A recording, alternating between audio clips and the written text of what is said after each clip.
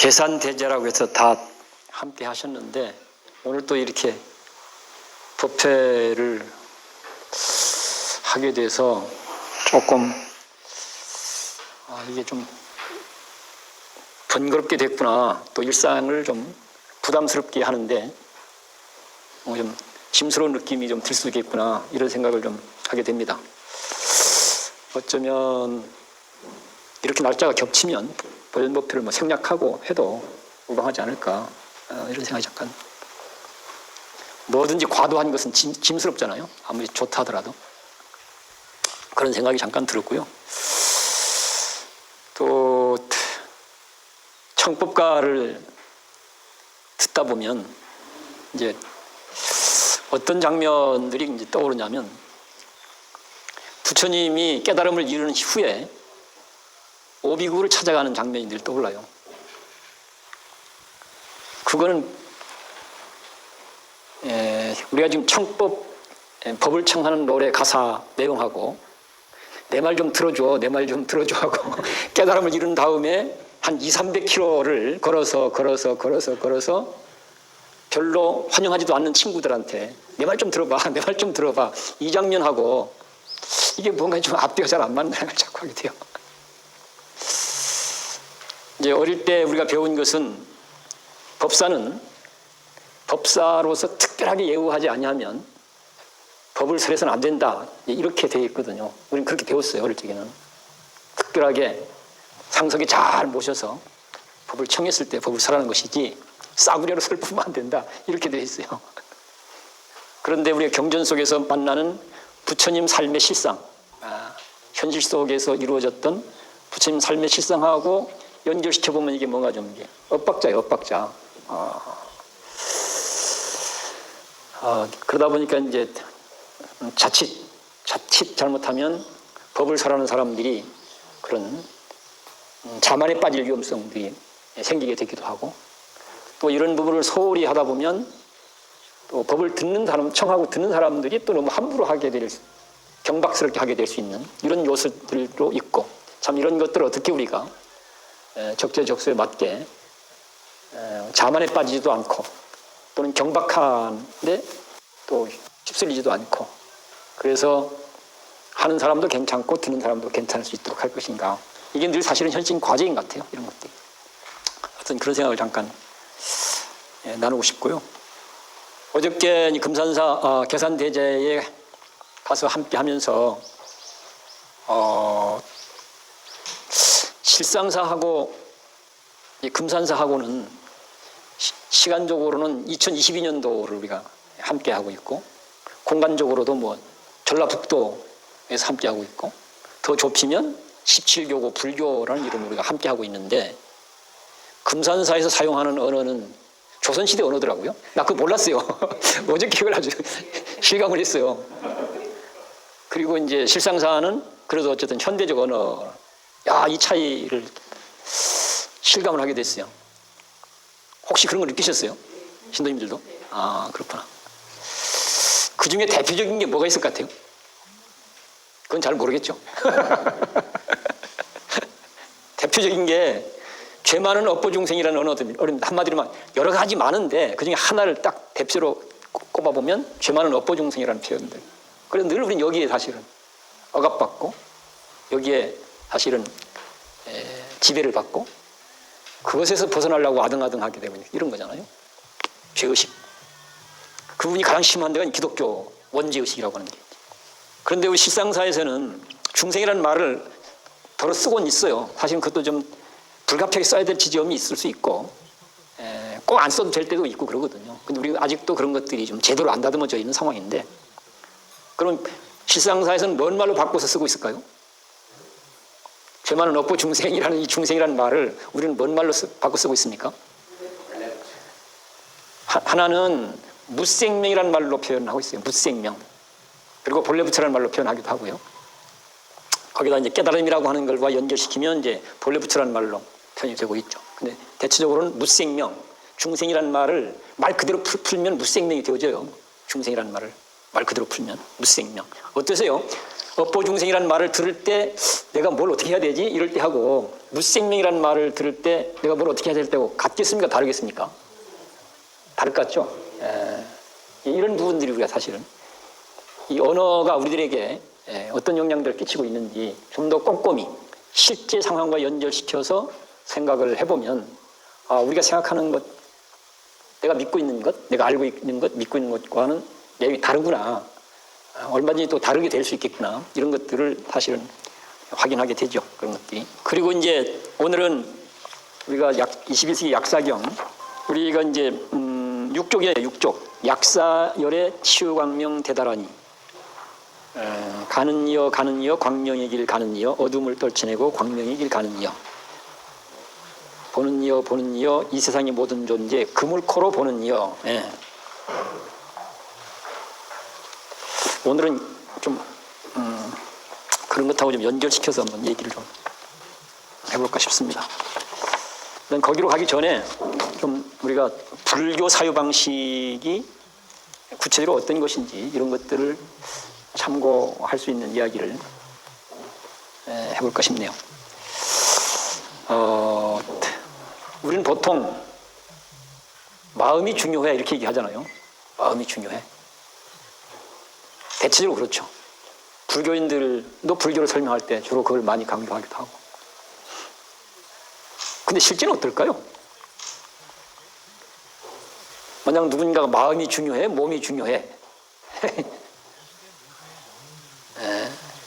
부처님한테 물으면 제가 그동안 파악한 사고방식으로 봤을 때 부처님한테 마음이 중요합니까?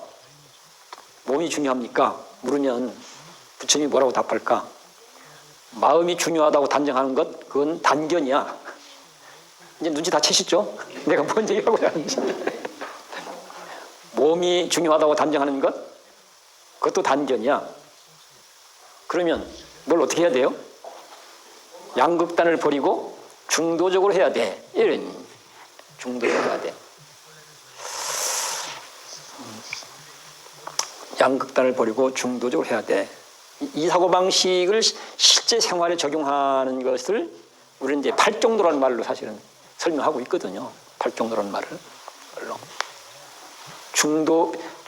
중도라고 하는 방향과 길을 향해서 걸어가는데 어떻게 걸어가야 제대로 걸어가질까? 그건 팔정도 사유방식으로 걸어가야 된다. 사실은 이걸 생활화되도록 하도록 만드는 게 불교 공부 수행입니다. 이걸 생활화하도록. 이것이 기본이죠. 그것이 기본이고 그 내용을 더 단순하게 범주화시킨 것이 이제 개정의 사막이라는 말로 표현이 되어지고요. 개정의 사막 이야기는 아마 우리가 하루를 여는 법석 예불문에 사실은 그게 좀 반영이 되어 있죠.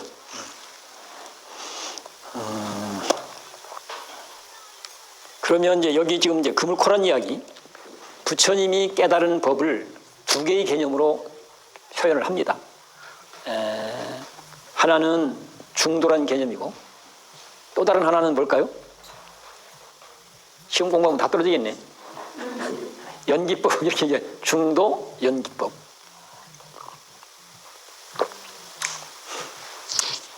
부처님이 6년 고행을 해도 깨달음을 못 이뤘어요. 6년 고행을 해도. 근데 저 같은 경우는 여튼 열심히 용맹스럽게 참선정리하면 깨달아진다 해서 이제 나름대로 와서 한 10수년 해봤지만 못 깨닫고 그냥 좌절을 했어요. 그리고 이제 선방에서 벗어나서 내 방식대로 이제 길 찾으면서 오늘까지 이제 왔는데, 부처님 생애는 보면 6년 고행을 해서 깨닫지는 못했지만 그래도 이 6년 고행의 최정점까지는 올라갔어요. 저기까지 못 가서 못 깨달은 게 아니고 최정점까지 올라갔는데도 깨달음이 없었던 거예요. 그걸 보통 이제 우리가 크게는 향락주의와 고행주의라는 말로 표현을 하고요. 좀 좁히면 선정주의와 고행주의라는 말로 표현되어질 수 있고 그렇습니다. 넓히면 향락주의와 고행주의, 좀 더 구체적으로 좁히면 선정주의와 고행주의. 거기서 이제 깨달음이란 답을 찾고 싶었는데 깨달음이란 답이 안 찾아졌던 거죠. 그래서 그러니까 결과적으로는 이제 백지 상태, 소위 고행이란 수행의 지도도 없고 또 선정이란 수행의 지도도 없고 향락이라고 하는 수행의 지도가 없고 세상에 있는 지도는 다 써봤지만 답이 없었던 거예요. 그러니까 이제 결과적으로는 백지 상태로 돌아올 수밖에 없고 그 다음에 뭘 할 수 있겠어요? 내 방식으로 할 수밖에 없는 거예요. 내 방식으로 해서 깨달음을 이룹니다. 내 방식으로 해서 깨달음을 이루고 깨달음을 이룬 다음에는 내 얘기 좀 들어줘 하고 이 얘기를 들을 만한 사람을 찾아서 한 200~300리를 걸어가서 내 얘기 좀 들어봐 해서 설명을 하거든요. 이것을 초전법륜이라고 얘기를 하는데 이 초전법륜의 첫 내용이 뭐냐? 나는 중도의 길을 발견했다. 이 중도의 길을 가니까 연기법이라고 하는 깨달음을 이루게 됐다. 이 얘기입니다. 맥락으로 보면. 나는 중도의 길을 발견했고 이 중도의 길이야말로 진짜 지혜의 눈을 뜨게 하는 길이기도 하고 깨달음을 이루는 길이기도 하고 열반에 이르는 길이기도 하고 뭐 등등등등등. 중도의 길을 발견하고 그 길을 가서 연기법이라고 하는 세상 이치를 깨달았다. 그렇게 설명을 하거든요. 그렇게 설명을.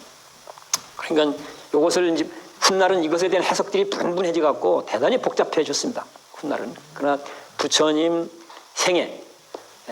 생애 속에서 아주 어쩌면 부처님 말씀대로 나의 가르침은 바로 이해될 수 있어, 실현될 수 있어, 경험될 수 있어, 증명될 수 있어. 이게 나의 가르침이야. 이 취지에 맞을 수 있는 이 취지에 해당될 수 있는 이런 내용들을 쭉 간추려서 가보면 핵심이 이제 중도 연기인데 그것이 내용적으로 보면 중도는 실천의 진리를 나타내는 개념이고 연기는 존재의 진리. 이 세상은 어떻게 돼 먹은 거야? 뭐 이런 얘기죠. 인생은 어떻게 돼 먹은 존재야? 나는 어떤 존재야? 이런 이 물음에 대한 답이죠. 그걸 이제 연기적 존재다. 연기법으로 이루어진 존재다. 이렇게 이제 설명이 되고 있습니다. 그런데 이제 그물코라는 얘기를 우리가 쓰고 있는데 그런데 이제 이것이 개념적으로 이제 설명해 보니까 사람들한테 이해시키는데 뭔가 이게 충분하지 못한 경우들이 생기는 거예요. 그래서 조금 더 사람들이 이해하는데 좀 더 도움되도록, 좀 더 충분할 수 있도록 해서 이제 사용되어지는 게 비유입니다. 비유. 그래서 연기법을 비유로 표현한 것이 인드라망이라는 개념입니다. 인드라망. 우리가 인드라망 생명공동체 운동을 하는 이제 식구들인 셈이에요. 그리고 그 인드라망 생명공동체라는 방향과 기조 아래 실상사에서 우리가 사부대중 공동체도 하고 뭐 이런 등등등 하고 있는 거죠. 이런 것들이. 그러니까 인드라망이라는 말은 나는 어떻게 이루어진 존재인가? 이 세상은 어떻게 이루어진 판인가? 라고 하는 물음에 연기적으로 이루어진 존재야. 연기적으로 이루어진 판이야. 그 얘기를 인드라망이라는 말로 비유하고 있는 겁니다. 그물코. 나는 어떤 존재인가? 그물코로 이루어진 존재야. 그물코처럼 생겨먹은 존재야. 이런 얘기죠. 그물코처럼 생겨먹은 존재야. 그런데 그냥 한번 보시죠. 사람은 손도 있고 발도 있고 눈도 있고 귀도 있고 코도 있고 입도 있어. 이렇게 말만 들으면 그것이 다 따로따로 있는 것처럼 생각되죠. 그렇죠? 말만 들으면. 그래, 사람한테는 손도 있고 코도 있고 눈도 있고 귀도 있고 손발도 있고 등등등등 여러 개가 있어. 그래서 그 말만 들을 적에는 그 여러 개가 각각 따로 있는 것처럼 생각하게 돼요. 이런 것들. 그래서 말로만 되는 것을 마치 사실로 받아들이면 어떻게 돼요? 결과적으로 눈 따로, 귀 따로, 코 따로, 입 따로, 손발 따로다 이렇게 얘기가 되는 거잖아요. 말로만 듣고 그것을 사실이라고 받아들이게 되면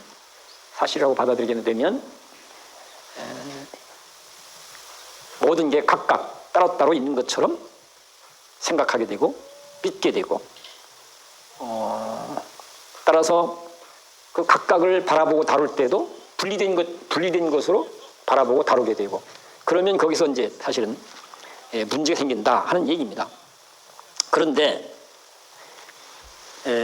말로 그 각각이 다 각각 따로따로 있다라고 하는 말로 표현이 되어 있다손 하더라도 그 말에 지배받지 않고 실제 인간이라고 하는 인간이라는 실물을 직접 대면해 보면 그래 눈도 있고 귀도 있고 코도 있고 손발도 다 있긴 있는데 말로 들었을 때는 다른 내용이 다른 형태로 있는 거예요. 말로 들었을 때와 다른 형태로 있는 게 뭐죠? 다 연결되어 있는 거예요. 전부 다. 그 각각 이름이 붙여져 있고 이름만 보면 각각 분리된 것처럼 생각되어지고 그렇게 이제 믿어지고 받아들이게 되는데 실제 인간이라고 하는 인간이라는 실제 실물을 직접 대면해 보면 그 각각이 다 연결된 각각이더라 이런 얘기죠. 분리된 각각이 아니고 다 연결된 각각이라는 얘기죠. 어떻게? 그물의 그물코처럼. 그 그물의 그물코처럼 연결된 각각을 조금 더 직접적으로 생각할 수 있도록 좁혀서 우리가 한 손으로 갖고 와보게요. 손에는 일단 크게 보면 손바닥과 손등이 있습니다. 그렇죠? 손바닥과 손등. 이것도 말만 들으면 따로 있는 것처럼 느껴지죠. 말만 들으면. 근데 실물을 보면 절대 그럴 수가 없는 거잖아요. 요즘 우리 사회 현상을 한번 이제 생각해 보죠. 요즘 특히 전 정권과 현 정권, 작은 예를 들자면 뭐 너무 복잡하니까 크게 나타나는 현상. 그리고 여당, 야당. 만약에 세상은 연기적으로 이루어졌어. 그물의 그물코처럼 존재하고 있는 거야. 이 사고방식을 전 정권과 현 정권이라고 하는데 적용을 시키고 여당과 야당이라는 데 적용을 시키면 현재 나타나는 현상처럼 생각과 말로만 보면 전 정권이 다르고 현 정권이 각각 다르니까 서로 뭐 싸움박질 뭐 하는 게 너무나 당연하다고 생각을 할 수가 있는데 만약에 전 정권과 현 정권이 그물의 그물코 같은 관계야. 손바닥과 손등 같은 관계야. 왼손과 오른손과 같은 관계야. 사실은 우리 생각으로는 전 정권과 현 정권이 달라 보이지만 실상은 전 정권 없는 현 정권이 있지 않다 이런 거죠. 그게 다 손바닥에 손등 같은 관계, 왼손과 오른손 같은 관계. 그렇다면 어떨까요? 지금처럼 극단적으로 분열하고 극단적으로 대립하고 거의 뭐 불구대천지 원수처럼 분노하고 증오하고 과연 이렇게 갈 수 있는 일일까? 사실의 측면에서 봤을 때 바로 이런 부분들 이런 현상을 부처님은 뭐라고 하고 있는가? 인간들이 양극단의 사고 방식에 사로잡혀서 삶을 바라보고 다루기 때문에 실제는 분리할 수 없는 건데 분리되어 있지 않는데 그런데 실제를 직면하지 않고 생각과 말과 지식만 갖고 삶을 그걸 다루면 중도적으로 다루지 않고 생각과 말로만 갖고 삶을 다루게 되니까 마치 너와 나 또는 이쪽과 저쪽이 분리된 남남으로 절대 만나거나 함께 해서는 안 될 뭐 악마처럼 이렇게 전개돼 버린다는 얘기죠. 이렇게 이런 현상은 지금은 큰 현상을 예를 들은 것이고 우리 안에도 무수히 많습니다. 우리 안에도 큰 판이나 작은 판을 들여다보면 무수히 많습니다. 그런데 만약에 있는 그대로 여야가 만약에 손바닥과 손등 같은 존재야. 여당과 야당은. 그런데 여당은 야당이 마음에 안 들고 야당은 여당이 마음에 안 들어. 아마 모르긴 몰라도 아무리 마음에 안 든다 하더라도 여야가 손바닥과 손등 같은 존재라고 한다면 지금처럼 문제를 바라보고 다룰까? 어떨 것 같습니까? 여러분들 생각엔. 그래도 지금처럼 문제를 바라보고 다룰까요? 이 사실을 제대로 보는 것, 이 사실에 제대로 직면해서 삶을 다루는 것을 불교에서는 중도 연기적으로 삶을 바라보고 다룬다. 이렇게 얘기를 하고 중도 연기적으로 삶을 바라보고 다루게 되면 당연히 우리가 지금 뭘 하고 있습니까? 깨달음의 문명을 열어보자고 하고 있잖아요. 미혹의 문명을 넘어 깨달음의 문명을 열기 위해서 우리가 천일 결사하자. 그리고 하고 있는 게 지금 천일 기도지 않습니까?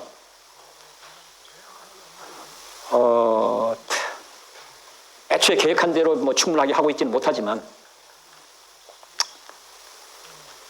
어쩌면 이런 사고방식을 우리 안으로 적용시켜보면 우리 안에서도 내가 볼 적에는 우리 안에서도 아마 우리가 갖고 있는 관점과 태도와는 다르게 어쩌면 중도적 관점과 태도, 연기적 관점과 태도로 우리 문제를 바라보고 다루게 되고 바라보고 다루게 되면 그걸 그런 관점과 태도로 바라보고 다루는 걸 우리식 말로 하면 그걸 뭐라고 하는가? 공동체적이다 이렇게 얘기하고 있습니다. 공동체적으로 문제를 다루게 되면 결국은 너도 빛나고 나도 빛난다. 이쪽도 빛나고 저쪽도 빛난다. 그래서 한마디로 괜찮은 삶이 가능해진다. 괜찮은 삶이 이루어질 수 있는 세상이 된다. 이런 얘기가 되는 거죠. 이런 얘기가. 지금 우리가 이제 여야가 뭐 견해가 다를 수 있고 입장이 다를 수 있어요. 그건 뭐 다 어디나 있는 일이기도 하고 있을 수밖에 없는 일이기도 하고. 그렇다 하더라도 이쪽과 저쪽이 왼손과 오른손 같은 존재야. 또는 손바닥과 손등 같은 존재야. 이 사실에 늘 깨어 있고 이 사실에 우리가 직면하게 된다면 그러면 결과적으로는 실상이 그런데도 불구하고 마음에 안 든다는 이유 때문에 또는 이해타산의 어떤 득실 이유 때문에 싸우는 방식으로 문제를 다룬다. 싸우는 방식으로. 여야가 싸우는 방식으로 또는 전 정부와 현 정부가 싸우는 방식으로. 그러면 얼른 보면 이기는 쪽은 이익인 것 같고 지는 쪽은 손해보는 것 같죠. 그렇죠? 얼른 보면. 그런데 이 나라의 주인은 여당도 아니고 야당도 아니에요. 전 정권도 아니고 현 정권도 아니고. 이 나라의 주인은 누구예요? 국민이잖아요. 국민. 결과적으로는 국민만 손해요. 결과적으로는. 물론 거기 국민 중에서도 편 가르는 사람들이 있죠. 난 야당 편이야, 나는 여당 편이야 하고, 난 전 정권 편이야, 나는 지금 현 정권 편이야 하고, 똑같이 휩쓸려 가죠. 똑같이. 근데 똑같이 휩쓸려 간 결과는 뭘까? 모두에게 상처일 뿐이에요. 모두에게. 모두에게 상처일 뿐이고, 최악의 경우는 그야말로 우리가 어쩌면 생각도 하기 싫은 끔찍한 상황으로 몰려갈 위험성도 늘 있는 거죠. 이런 것들. 그래서 이제 오늘은 이제 중도 연기란 사유 방식을 우리가 사용하고 있는 이 기도문의 내용들이 좀 중도 연기란 사유 방식에 맞추어서 생각을 좀 해보면 좋겠다 싶어갖고 그런 얘기를 잠깐 해봤습니다. 그리고 이제 지난번에 본문할 때 다양성과 획일성 얘기 있었죠? 다양성과 획일성 얘기 있었는데 그날은 그 얘기를 하기에는 좀 시간이 좀 너무 촉박하고 그래서 또 다른 차원에서 한번 얘기해보자고 그러고 갔는데 우리는 실상에 직면해보면 그래 존재의 실상, 세계의 실상, 삶의 실상, 역사의 실상 또는 민족의 실상, 국가의 실상, 인종의 실상 뭐 등등등등 생명의 실상, 자연의 실상 뭐라고 얘기하든 있는 사실에 직면해 봤을 때 그 실상은 정말 다양성으로만 이루어졌을까? 아니면 획일성이라는 말은 좀 이게 좀 그럴 것 같고 통일성으로만 이루어졌을까? 좀 바꿔서 얘기하면 획일성이라는 말은 인간들이 조작해낸 뭔가 색깔이 너무 강렬하잖아요. 획일성이라는 말은. 다양성과 통일성. 어떨 것 같습니까? 실상에 직면해 보면. 그물코 논리로 보면. 예? 그물코 논리로 보면. 부처님한테 물어보면 뭐라고 할까? 세상은, 존재는 다양성으로 이루어졌습니까? 아니면 통일성으로 이루어졌습니까? 그럼 당연히 양극단이라고 얘기하죠. 다양성으로만 이루어졌어 라고 단정한다면 그건 하나의 단견이야. 통일성으로만 이루어져 있어 그렇게만 단정하면 그것도 단견이야. 그럼 뭔데? 어떻게 할 건데? 양극단을 버리고 있는 사실대로 봐 이렇게 얘기합니다. 있는 사실대로 보면 어떻게 말할 수 있을까요? 첫 번째, 있는 사실은 말로 할 수 없습니다. 이건 늘 우리 안 놓쳐야 돼요. 있는 사실은 인간의 생각이 미치지 않습니다. 인간의 언어로 표현할 수가 없습니다. 어떤 개념으로도 규정할 수 없습니다. 그런 걸 이제 불교에서는 언어도단 이런 말로 표현하기도 하고 불립문자 이런 말로 표현하기도 합니다. 또는 심행첨열, 우리의 생각으로 도달할 수 없는 경이다 이런 얘기죠. 실상은 그럼에도 불구하고 이런 얘기입니다. 그럼에도 불구하고 실상에 맞추어서 인간은 그래도 우리가 소통하면 살려면 말을 해야 되니까 그래서 말로 할 수 없는 것이죠. 왜냐하면 말로 하는 순간 분리되어 있지 아니한 건데 분리된 것처럼 사람들 생각하게 만들어버려요. 말로 하는 순간 고정되어 있지 아니한데 고정된 것처럼 생각하도록 만들어버려요. 말로 표현되는 순간. 그래서 우리가 말에 속지 않아야 된다는 얘기를 계속 하는 거거든요. 부처님도 말에 의지하지 말고 뜻에 의지하라고 이런 얘기를 하는 것도 바로 그런 데 있는 거죠. 이런 것들.